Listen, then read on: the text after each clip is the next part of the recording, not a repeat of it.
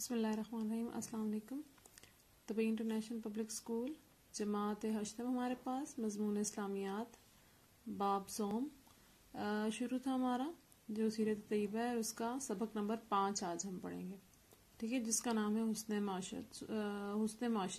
حسن معاشرت کو ہم دیکھیں گے کہ معاشرے میں ہم کس طرح کے خوش اسلوبی سے رہتے ہیں, ہمارا کردار, ہمارا اخلاق کس چیز کا مظاہرہ کر رہا ہوتا ہے.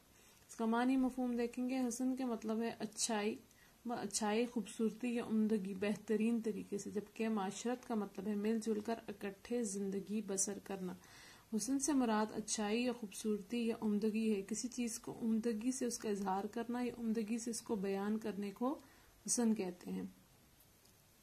جبکہ حسن معاشرت مطلب معاشرت سے مراد کے مل جل کر اکٹھے زندگی بسر کرنا ہے. اصطلاحی معنی دیکھیں گے کہ حسن معاشرت سے مراد یہ ہے کہ معاشرے میں رہنے والے تمام افراد ایک دوسرے کے ساتھ بھلائی, اچھائی اور غمگساری کا معاملہ کر کے زندگی بسر کریں. کہ حسن کا مطلب کہ اچھائی اور خوبصورتی سے, عمدگی سے, بہترین طریقے سے اس چیز کو ادا کرنا, مطلب مل جل کر اکٹھے زندگی بسر کرنا. اور اس کا اصطلاحی مفہوم دیکھا جائے تو معاشرے میں رہنے والے وہ تمام تر افراد جو ایک دوسرے کے ساتھ بھلائی, اچھائی, غمگساری یعنی ان کے غم میں شریک ہوتے ہیں, خوشی میں خوش ہوتے ہیں, ان کے ساتھ اچھا تعلق رکھتے ہیں, معاملے کے ساتھ اپنے ساتھ زندگی بسر کرنے والوں کو حسن معاشرت کہتے ہیں. اس کے بارے میں ارشاد باری تعالیٰ ہے کہ معاشرے میں اب دیکھیں, پہلے ہم دیکھیں گے, اور نیکی اور بھلائی کے کاموں میں ایک دوسرے سے تعاون کرو. کہ اللہ تعالیٰ کا ارشاد ہے نیکی اور بھلائی کے کاموں میں ایک دوسرے کے ساتھ تعاون کیا جائے, بلکہ گناہ اور زیادتی کے کاموں میں ایک دوسرے سے تعاون نہ کرو. یعنی قرآن کریم میں ارشاد ہے اللہ تعالیٰ کے, معاشرے میں امیر و غریب, مرد, عورت, بچے, جوان, بوڑھے, ہر قسم کے افراد رہائش پذیر ہوتے ہیں. رہائش پذیر یعنی رہتے ہیں. معاشرے کے اندر بہت سے لوگ ہوتے ہیں جن میں امیر بھی ہوتا ہے, کوئی طبقہ غریب بھی ہوتا ہے, مرد ہے, عورت ہے, بچے ہیں, جوان ہیں, بوڑھے ہیں, ہر قسم کے افراد ہوتے ہیں. اسلام ان سب کو آپس میں باہمی محبت, بھائی چارے, اتفاق و اتحاد کے ساتھ مل جل کر رہنے کی تلقین کرتا ہے. اسی لیے قرآن مجید میں اللہ تعالیٰ کا ارشاد ہے, اور نیکی اور بھلائی کے کاموں میں, کہ اچھے کاموں میں, نیک کاموں میں, ٹھیک ہے, جس میں اللہ کی رضا شامل ہو, ایک دوسرے کا تعاون کرو. لیکن گناہ اور زیادتی کے کاموں میں, جس میں گناہ کا کام ہو اور زیادتی کے کاموں میں ایک دوسرے کے ساتھ تعاون بالکل بھی نہ کرو, نہ اس کا ساتھ دو. کہ ان کاموں سے جن میں اللہ کی رضا شامل نہیں ہے ان میں بالکل بھی اپنے دوست کا ساتھ نہ دو. اسی طرح قرآن کریم میں مسلمانوں کو آپس میں صلح کرنے کے بارے میں بھی حکم دیا گیا ہے. آپ سلم کا ارشاد تھا کہ مومن آپس میں بھائی بھائی, انما المؤمنون اخوۃ فاصلحوا بین اخویکم, کہ مومن آپس میں بھائی بھائی ہیں, پس دو بھائیوں کے درمیان صلح کرا دو. اب ہم حسن معاشرت کی سیرت طیبہ کی روشنی میں حسن معاشرت سے کیا مراد ہے. حسن معاشرت سیرت طیبہ کی روشنی میں کیا ہے, ہم اس میں عدل و مساوات پڑھیں گے, فحش کہنے سے گریز, اور آپ سلم کی خوشطبی.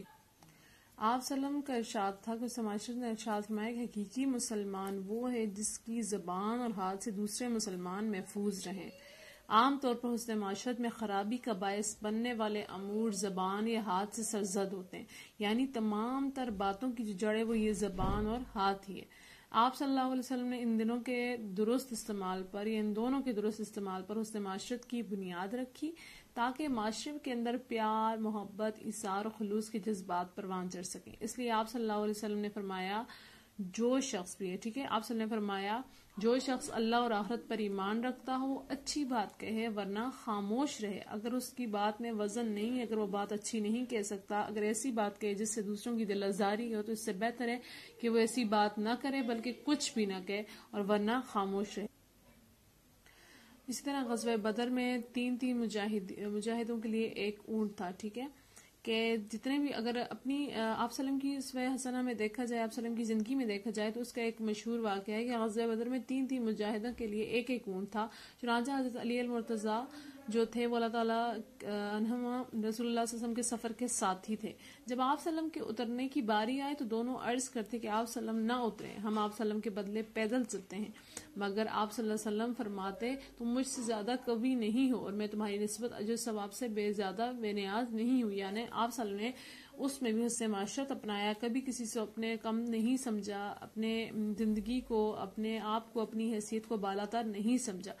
گویا آپ صلی اللہ علیہ وسلم ہر قسم کی صورتحال میں عدل و مساوات کو پسند فرماتے. پہلا ہمارا جو ہے وہ کی پوائنٹ وہ ہے ہمارے پاس عدل و مساوات، کہ آپ صلی اللہ علیہ وسلم ہر قسم کی صورتحال میں، ٹھیک ہے، وہ جیسی بھی صورتحال ہے اس میں عدل و احسان، عدل و مساوات کو ہی پسند فرماتے تھے اور اسی پر عمل کرتے تھے. اپنے دینی بھائیوں سے خود کو ممتاز یعنی منفرد کرنا ناپسند کرتے تھے، مطلب اس چیز کو بالکل پسند نہیں کرتے تھے.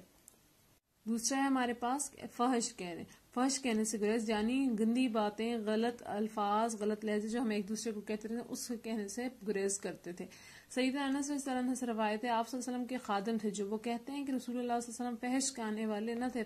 فحش یعنی غلط بات کہنے والے نہ تھے، نہ کسی پر لعنت فرماتے تھے اور نہ ہی کسی کو گالی دینے والے تھے. ٹھیک ہے، آپ صلی اللہ علیہ وسلم کسی کی سرزنش بھی فرماتے تو یوں ارشاد فرماتے، اس سے کیا ہوا، اس کی پیشانی خاک آلود ہو. ٹھیک ہے، یعنی اس کو بے عزت کرنا، یہ جو ہم گالیاں دے دیتے ہیں اس طرح بالکل بھی یہ الفاظ استعمال نہ کرتے کہ جسی کے دل کی آزاری ہو، دل دکھ ہے اس کا، اسے کیا ہوا، اس کی پیشانی خاک آلود ہو، یوں کہہ دیتے تھے آپ صلی اللہ علیہ وسلم. پھر ایک دفعہ کیا ہوا، پھر ہمارے پاس ہے خوش طبی. آپ صلی اللہ علیہ وسلم کی خوش طبی کے بارے میں کہ امت کی دلجوئی کے لیے کبھی کبھی خوش طبی بھی فرمایا کرتے تھے. حضرت انس رضی اللہ تعالیٰ عنہ کے چھوٹے بھائی آپ صلی اللہ علیہ وسلم کی خدمت میں آتے تو ان کے ہاتھ میں ایک چڑیا ہوا کرتی تھی جس سے وہ کھیلا کرتے تھے. اتفاقاً وہ چڑیا مر گئی. اس کے بعد آپ صلی اللہ علیہ وآلہ وسلم کے پاس آتے تو آپ صلی اللہ علیہ وسلم خوش طبی سے فرماتے خوش ہو کر کہ یعنی اے ابو عمیر وہ چڑیا کہاں گئی. ٹھیک ہے، وہ اس سے خوش طبی فرماتے تھے. اس سے ابو عمیر خفا ہو جاتے تھے ان سے، وہ یہاں سے خوش طبی ہنس کر چلے جاتے تھے. آپ صلی اللہ علیہ وسلم ان سے خوش طبی فرماتے. پھر ہے ہمارے پاس رحم کی تلقین. ٹھیک ہے، آپ صلی اللہ علیہ وسلم بچوں کو چومتے اور پیار کرتے تھے. ایک روز آپ صلی اللہ علیہ وآلہ وسلم سیدنا انس بن رضی اللہ عنہ کو چوم رہے تھے کہ ان کے پاس ایک صحابی آئے تو انہوں نے دیکھا کہ میرے تو 10 لڑکے ہیں، میں نے ان میں سے کسی کو نہیں چوما. تو آپ صلی اللہ علیہ وسلم نے فرمایا جو رحم نہیں کرتا اللہ بھی اس پر رحم نہیں کرتا، کہ تم رحم کرو خدا بھی تم پر رحم کرے گا.